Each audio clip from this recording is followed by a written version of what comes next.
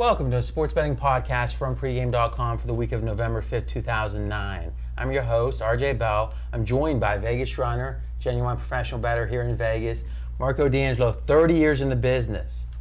This is segment 3 of 6, big game preview, college football, Oklahoma, Nebraska. It's like the 80s here. Yeah. You should have had well, you've got the hat from the 70s. So I'm ready for this game. Give us the line report in this game, Vegas. All right. Oklahoma opened as a 5.5-point road favorite with a total of 42. As of today, the line stayed the same, still 5.5, total 41.5. So small dip towards the under, nothing on the side. Okay, so each week we usually look at 5 or 6 games, and then each of us give one official free pick. This is actually your official free pick, Vegas runner. So tell us why you like who you like here. I'm going to stay in the Big 12. That's where I've been doing damage with these free picks. I absolutely love Nebraska in this spot, and this will be on my card Saturday. This is an actual premium pick. It's a premium pick. I say wait because I'm going to hope to get 6 on this number. Public's going to unload on Oklahoma. All right, so Saturday. let's talk about this a second. One of the things Vegas Runner does best is you got a feel for the market, the sports betting market. You've got your connections, the bookmakers, the whole thing. And you got a guy who people are going crazy for that's a friend of yours, Bookie Bill. You can check out Bookie Bill on Twitter. Just go to twitter.com/BookieBill, all one word, B-O-O-K-I-E, Bill. And it's all free. And there's a bookie who's actually tweeting out what's going on at the sports book. And that's a friend of yours. Absolutely. All right, so let's think about this for a second, though. Is you're saying that when you look at the way you see the betting going to happen, you see public money coming in on the fave, so you're recommending Nebraska, but you're saying wait, at least get to 6 come Saturday. Absolutely. The only thing I'm going to have to do is stay on the screen and make sure the wise guys don't beat me to it. But you're always taking a chance. Right. But even if you get to 6, I mean, think of it mathematically. If you get to 6 60% of the time, and you get 5 40% of the time, you're going to make more money at the end of the year by waiting if you have a good idea. And again, you got to be careful and understand how these lines move. So, and that's one of your specialties. What is the one big factor that makes you like Nebraska? That the odds makers only got it half right. And let me explain. The odds maker has Nebraska in his top 20, number 18. But they're nowhere in the AP or the USA Today. The odds maker also has Oklahoma, but he has them up at 4. Oklahoma is the 4th best team in the country, while the AP and USA Today has them 20 and 21st. I usually tend to lean with the odds maker, but here I believe they're wrong, and he's just not willing to adjust since they believe that's something that you believe the last few years the odds makers are stubborn in your mind. Yes. And that can be an opportunity for the batter. Yeah, and that's why you see there's a big discrepancy in college, because the AP, USA Today tend to put the teams with the better records up top. Yeah. You know, it's very mechanical. If you lose, you go to the back of the line. Exactly. But here, I think the odds makers got it wrong. You know, I saw Marco. He was like starting to gesture a little. He's ready to talk. Don't hit me with the hat, though. And let me tell you real quick before we go to Marco here is. If you guys, we got a ton of iTunes people, a ton of audio people. If you haven't watched the videos yet, maybe pause your iTunes, find any computer you can, go to pregame.tv, and you can't miss Marco's new hat. So that's the best. That's the best kind of hype I can give right now. Marco, as you looked at this game, what was the main factor that jumped out at you? You're just jealous. Maybe for Christmas we'll get you one. The factor here, and I got it in big red letters. Nebraska is an undervalued commodity. Vegas is missing the boat here. You're paying for public perception on Oklahoma. Nebraska was on the rise this year. This is a program that fell off the chart the last couple years. You could have just said what he said. This is a situation. Having you two agree is a good thing. Yeah. It is. And this will be on my card as well, most likely. I like this game.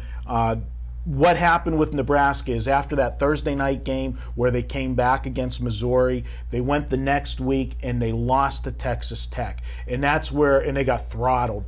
And all of the, luster fell off this team. They came back home. So that's one of your theories, and it's a good one, which is all losses are not created equal. When there's a marquee game with a lot of eyeballs and they see not only a loss but seemingly a statement loss, that's it. They file away. Nebraska's not as good as people think. And 3-4 weeks later, it's still in their head. And then they followed that up with an ugly 9-7 loss to Iowa State. 20-point favorites. Is a 20-point favorite. But what was lost in that is they had 8 turnovers in that game. They played in horrible weather conditions, 8 turnovers. This team is much better than anybody thinks they are. I think they go in and upset Oklahoma. Okay, so what we have is a value play right now. And you guys are, and again, handicapping sometimes can be that simple. This team's a little overrated, this team's a little underrated, you're getting some value. Instead of this line being 5.5, it should be 2.5. That's what sports betting is. Let me play not devil's advocate, because clearly we disagree probably more than we agree, because that's the point. The lines maker probably has a good number most of the time. Right. You can make the case on both sides. Occasionally, all logic points to one side, and that's when likely the best bets are. I look at this Oklahoma team, I think they're a bully. Is when they are playing against a team as good as them, they get smashed, hit in the mouth, and for whatever reason, lately, this used to be big game Bob Stoops, but lately they haven't done as well.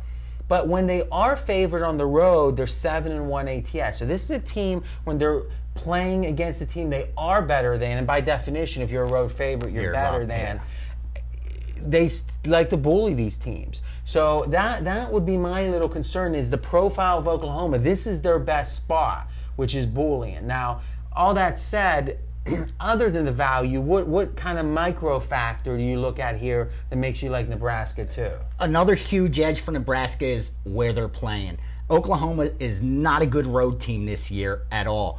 They're scoring 13 points a game less on the road, about 50, 70 yards less on offense. More importantly, this is a different surface they're playing on.